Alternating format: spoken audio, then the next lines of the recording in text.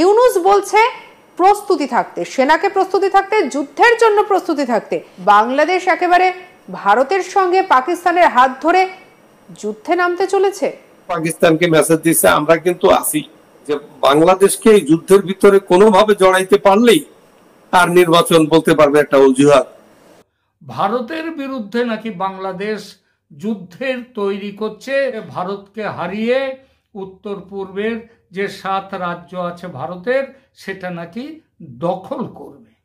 ভারত পাকিস্তানের যুদ্ধের মধ্যে হঠাৎ করে বিপদে পড়ে গেল বাংলাদেশ এবং ডক্টর মোহাম্মদ ইউনূস। ডক্টর মোহাম্মদ ইউনূস যে বার্তা দিয়েছিল, ভিডিও বার্তা স্পষ্ট তিনি যুদ্ধের কথা বলেছিল, সেই যুদ্ধের প্রস্তুতি এবার নিয়ে রেখেছে ভারত। ভারত যে কোনো মুহূর্তে বাংলাদেশের উপর হামলা চালাবে।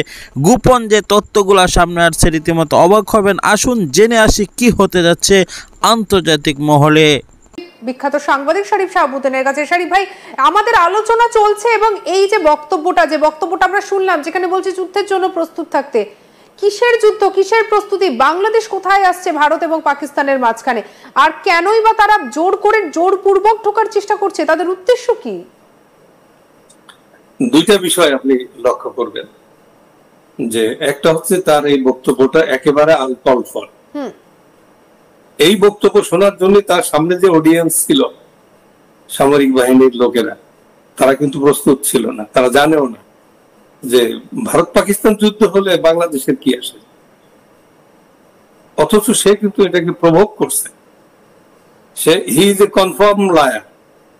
সে বলছে যে বাংলাদেশের ইকোনমি ধ্বংস হয়ে গেছে। না, সে ক্ষমতা দখল করার আগে ইকোনমি ছিল পৃথিবীর উন্নয়ন রোল মডেল ছিল বাংলাদেশ।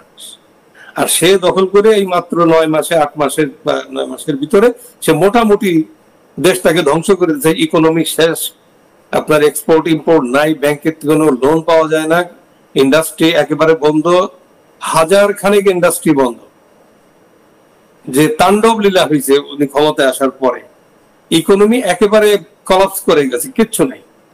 তো সে কথাগুলো না বলে হি ইজ এ কনফার্ম লায়ার, এটা আমি বলছি না, এটা সারা পৃথিবী জানে যে বাংলাদেশের সিচুয়েশন 5ই আগস্টের আগে কি ছিল আর এখন কি ছিল ইকোনমিক অবস্থা, ল এন্ড অর্ডার সিচুয়েশন আগে কি ছিল আর এখন কি আছে।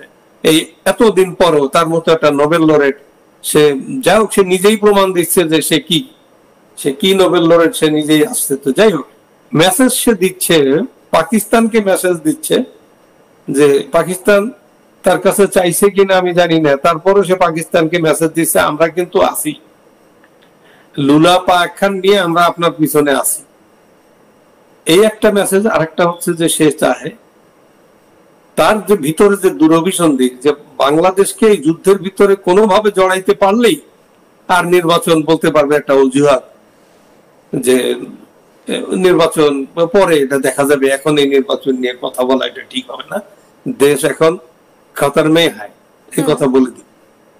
তো এই একটা দুরভিসন্ধিমূলক সেই বক্তব্যটা সে ইচ্ছে করে দিছে, এই জন্য আমি এটাকে আনকল ফর করলাম। তবে সে যে ইয়াতে খেলায় সে নামছে, তাকে একটা আমেরিকার যারা তাকে বসিয়েছিল বাইডেন অ্যাডমিনিস্ট্রেশন, তাদের একটা প্রচেষ্টা ছিল যে তাকে একটা সেফ এক্সিট দেওয়া, তাকে একটা ইজ্জতের সাথে মোটামুটি চলে যাওয়া, যে ঠিক আছে এই কাজ আমার না, আমাকে দিয়ে হবে না, তো আমি যাই, আপনারা আপনাদের দেশ দেখেন। এরকম একটা বিষয় নিয়ে ভারতীয় সরকার এবং আমেরিকান সরকার তাদের ইন্টেলিজেন্সের সাথে একটা বৈঠক সেপ্টেম্বরের দিকে হইল। তো সেটি নিয়েই ছিল, কিন্তু সে এর ভিতরে অনেকগুলো ফাউল গেম খেলছে।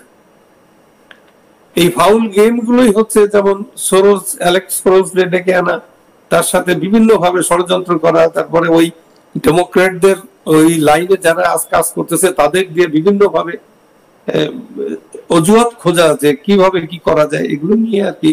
তারপরে জাতিসংঘকে নিয়ে এসে যে ভারতের বিরুদ্ধে নাকি বাংলাদেশ যুদ্ধের তৈরি করছে, যুদ্ধ করার ভাবনা ভাবছে। এবং এই ভাবনার পেছনের কারণটা কি? পেছনের কারণ হলো যুদ্ধে ভারতকে হারিয়ে উত্তর পূর্বের যে 7 রাজ্য আছে ভারতের সেটা নাকি দখল করবে। না, এটা কোনো পাগল ছাগলের কথা নয়, এসব কথা বাংলাদেশের এক অবসরপ্রাপ্ত লেফটেন্যান্ট জেনারেলের, যিনি 71 সালে মুক্তিযুদ্ধের সময় মুক্তিবাহিনীর সদস্য হিসেবে ভারতীয় সেনার কাছে তিনি ট্রেনিং নিয়েছেন, পাকিস্তানের বিরুদ্ধে লড়াই করেছেন। পরে প্রমোশন পেয়ে দেশ স্বাধীন হওয়ার পর তিনি লেফটেন্যান্ট জেনারেলের পদে উন্নীত হয়েছেন। তারপর যথানিয়মে চাকরি থেকে অবসর নিয়ে ভীমরতিগ্রস্ত বুড়ো হয়ে পাগলামি শুরু করে দিয়েছেন, যেটা তা কিন্তু নয়। তিনি আর ভীমরতি হয়নি, তিনি যথেষ্ট কর্মক্ষম। ইউনুস মিয়ার সঙ্গে খুব দহরম মহরম।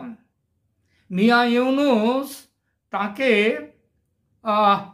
ওই বিডিআর বিদ্রোহ তদন্ত কমিশনের চেয়ারম্যান করে দিয়েছেন।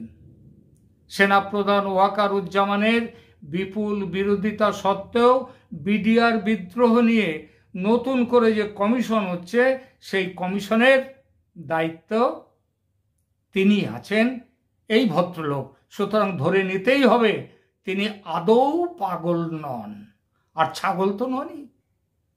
মহাশয়ের নাম Fazlur Rahman, lieutenant general Fazlur Rahman, retired.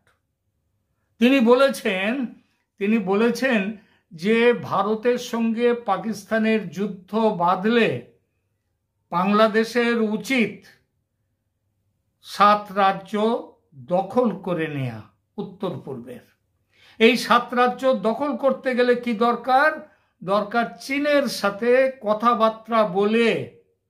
প্রিয় দর্শক, নির্বাচন পিছানোর জন্য একটি অন্যতম মাধ্যম হলো যুদ্ধ। আর যুদ্ধ যদি কোনো দেশে চলতে থাকে তাহলে সেই দেশে কোনো নির্বাচনের নাম নিশানাও থাকে না, এবং যে সরকার রয়েছে সেই সরকারের উপরে সকল আস্থাভাজন হিসাবে বসে থাকে, অন্য কোনো ইস্যু থাকে না এবং ক্ষমতা ছাড়ারও কোনো ভয় থাকে না। আর রীতিমতো সে আন্তর্জাতিক মহলে ঘুরে বেড়ায় আর সকলে সমর্থন অর্জন করে, এতে তার সব দিক থেকে লাভবান হয়। সে সরকার অন্যান্য সমালোচনা থেকে মুক্ত হয় এবং আন্তর্জাতিক একটি স্বীকৃতি সে লাভ করে। বিভিন্ন দেশ থেকে সে এই যুদ্ধকে দেখিয়ে অনেক অর্থ হাসিল করতে পারে। রীতিমতো এই যুদ্ধটা একটা বাণিজ্যিকভাবে একটি ব্যবসা শুরু হয়ে গিয়েছে আন্তর্জাতিক বাজারে। আর অন্যদিকে চীন, রাশিয়া, যুক্তরাষ্ট্র, বড় বড় দেশগুলা চায় কিভাবে তারা অস্ত্র পাচার করবে, অস্ত্র যেগুলো বানিয়ে রেখেছে সেগুলো যুদ্ধ হলেই কাজে লাগাতে পারবে, এই জন্য তারা এটা চায়। প্রিয় দর্শক, মন্তব্যটি কমেন্ট বক্সে